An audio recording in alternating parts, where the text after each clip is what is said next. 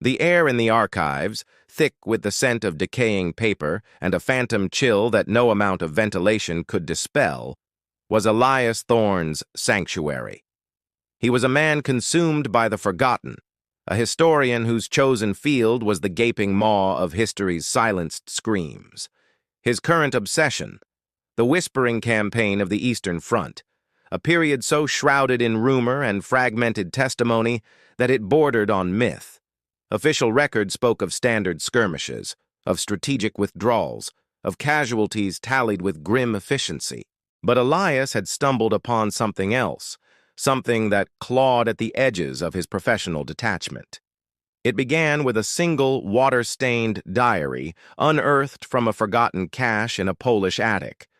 The script was almost illegible, scrawled in a feverish hand, detailing not battles but a creeping dread, an insidious corruption that seeped into the very fabric of war. The entries spoke of soldiers vanishing not in combat, but from their own barracks, of guttural whispers heard on moonless nights that drove men to madness, of a pervasive, unnatural silence that fell over entire platoons before they were found, their bodies contorted in impossible poses, eyes wide with a terror no earthly enemy could inflict.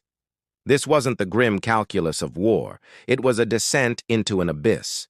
Elias's initial dismissal of the diary as the ravings of a shell-shocked soldier quickly dissolved as he unearthed more fragments, each echoing the same disquieting narrative. A field medic's desperate plea, censored and filed away, described patients presenting with symptoms of temporal displacement, claiming to have lived days, weeks, even years in mere hours, their memories a chaotic tapestry of futures and pasts they had never experienced. A collection of coded messages, intercepted from a supposedly defunct partisan cell, spoke of a shadow plague, a deepening, an unmaking, that spread not through bullets, but through proximity, through the very air. The language was cryptic, almost ritualistic, hinting at forces that defied military strategy and human comprehension. Elias found himself poring over these scraps, the sterile hum of the archive fading into a disquieting symphony of imagined whispers, the shadows in the periphery of his vision seeming to coalesce into watchful, unseen entities. He was no longer merely cataloging history. He was wading into its deepest, most festering wound, drawn by an irresistible, morbid curiosity. The core of the mystery, the enigma that fueled Elias's obsession, lay in the chilling uniformity of the disparate accounts. Each fragment, from different units, different nationalities, different points in the conflict, spoke of similar phenomena.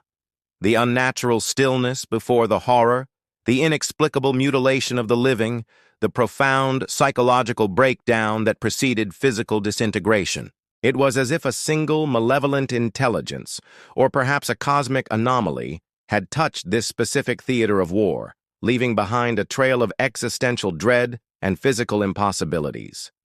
The official narrative, so clean and ordered, felt like a deliberate, colossal lie, a carefully constructed facade designed to hide a truth so horrific it threatened to unravel the very understanding of reality.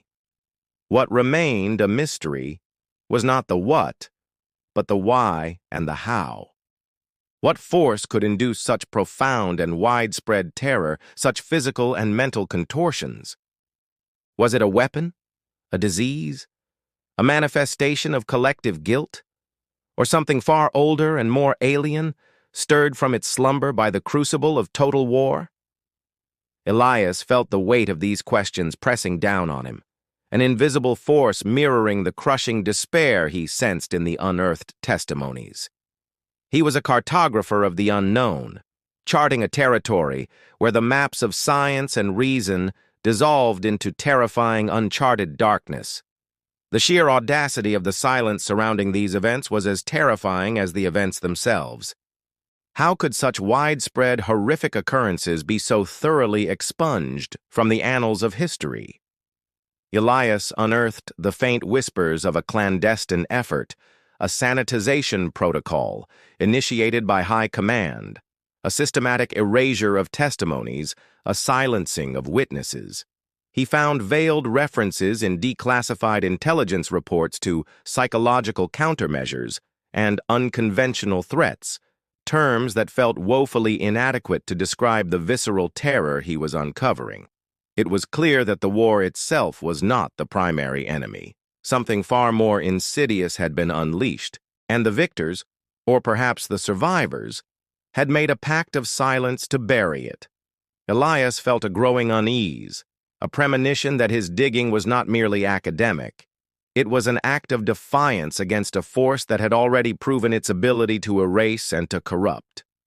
He was a lone voice in a vast, echoing silence, and the very act of seeking truth felt like a dangerous communion with the very darkness he sought to expose.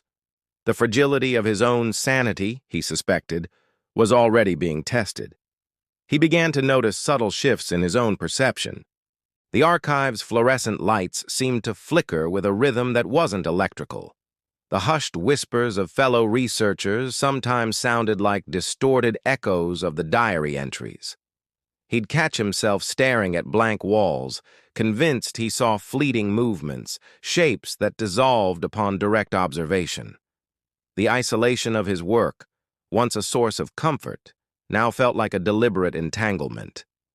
He was becoming a part of the narrative he was uncovering, his own reality subtly warping under the weight of the forgotten horrors. The uncovering was not just of historical events, but of a fundamental vulnerability within the human psyche, a susceptibility to a dread that transcended the physical. The war had been a canvas, but the true horror was the paint that had been used, a pigment derived from something primal and deeply unsettling, something that whispered of truths best left buried. His research led him to the concept of residual trauma, not just on a societal level, but on a phenomenological one. Could the sheer intensity of suffering during the Whispering Campaign have imprinted itself onto the very landscape, onto the objects left behind? He found obscure theological texts and fringe scientific theories that spoke of psychic residue, of places that held the echoes of extreme emotional events, growing stronger, more tangible with time. The diary, the coded messages, the censored reports, they were not just accounts. They were conduits, channels through which the original terror could bleed into the present. Elias felt an almost physical pull towards the sites mentioned in the fragmented testimonies, a morbid fascination with the possibility of experiencing the residual dread firsthand. He knew with a chilling certainty that his detached academic pursuit had transformed into something far more personal, a dangerous descent into the heart of an enigma that refused to remain buried. The most unnerving aspect was the sheer alienness of the phenomena described. These were not the predictable cruelties of human conflict. The reports spoke of soldiers' bodies twisting into impossible geometries, of senses being overloaded with impossible stimuli, of a pervasive sense of wrongness that permeated the very air. It was as if the war had inadvertently opened a door, not to hell, but to something else entirely, something that existed outside the known laws of physics and biology. The mystery was not just the cause, but the nature of the phenomenon itself. Was it a weapon designed by a forgotten civilization, a natural cosmic event, or a manifestation of something far more fundamental and terrifying about the universe? Elias Thorne, the meticulous historian, was now adrift in a sea of unanswered questions, the chilling whispers from the past beckoning him deeper into the unknown, promising not answers, but a profound and terrifying understanding of what truly remains a mystery.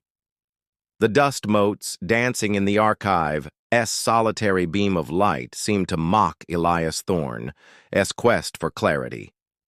He had sifted through the ashes of a forgotten war, not for glory or for vindication, but for a truth that gnawed at the edges of his sanity. The Whispering Campaign was more than a footnote. It was a scar on the collective consciousness, a testament to the terrifying possibility that the deepest horrors are not those inflicted by man upon man, but those that lie in wait dormant until the sheer crucible of human conflict inadvertently stirs them into malevolent life. The fragmented testimonies, the censored whispers, the impossible contortions of the dead, they were not aberrations, but symptoms of a deeper sickness, a cosmic malaise that war had merely amplified. The silence that followed was not an absence of evidence, but a deliberate, pervasive erasure, a testament to a fear so profound that nations had collared their own histories to conceal it. Elias understood now that the true mystery was not the what or even the why in a conventional sense. It was the nature of the unknown itself, its capacity to manifest in the most mundane of circumstances, to warp reality through the sheer force of its alien presence. The war had been a catalyst, a dark ritual that had inadvertently summoned something from beyond the veil of human comprehension, something that fed on fear, on despair, on the very fabric of existence. The uncovering was not about finding a definitive answer, a smoking gun, or a scientific explanation. It was about acknowledging the vast, unfathomable abyss that lay just beyond the perceived limits of our world, a place where sanity frayed and the corporeal became fluid. The lingering dread wasn't a ghost story. It was a fundamental truth about our precarious place in a universe far stranger and more terrifying than we dared to imagine. The chilling realization settled over Elias not as a conclusion, but as a beginning. His meticulous research had not brought him to a neat resolution, but to the precipice of a far greater, more existential uncertainty. The world remained, ostensibly, the same, yet for Elias, it was irrevocably altered. The shadows in his peripheral vision were no longer mere tricks of the light, but potential manifestations of that which he had glimpsed in the faded ink of forgotten diaries. The true practice, the real work, began now. Learning to live with the knowledge that the most profound mysteries are not those waiting to be solved, but those that simply are, existing beyond our capacity to comprehend or control. The echoes of the Whispering Campaign were a reminder that some truths, once uncovered, leave an indelible mark, a haunting awareness of the vast, silent darkness that perpetually surrounds us, waiting for its moment.